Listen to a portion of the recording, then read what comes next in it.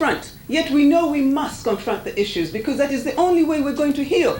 This is the only way we're going to find direction again. But you see, where there is a failure to confront on that level, there is a failure of love. You see, all this material well-being and all this superior weaponry and all this technology that you have here in America is simply covering up such a spiritual nakedness that is destroying this country from the inside out.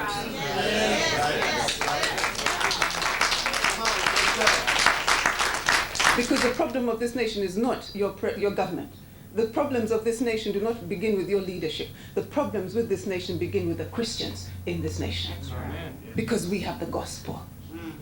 We have the power of God to change whatever is going on in this world. So why then has evil overrun this country? We know that darkness must flee in the face of light. Why then is darkness covering this nation? The Christians have got to stand up again and be the light to the world that they were meant to be.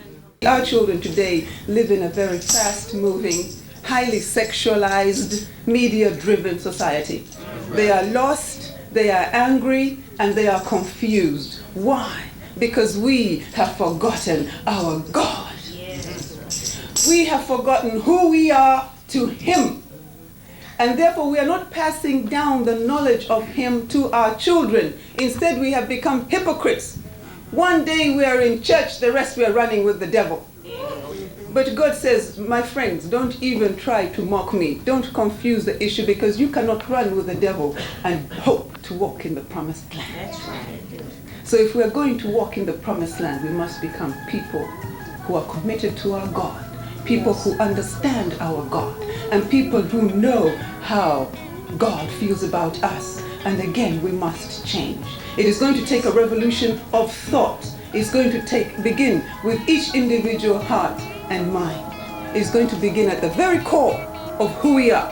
We're going to have to engage our will to determine to make a difference.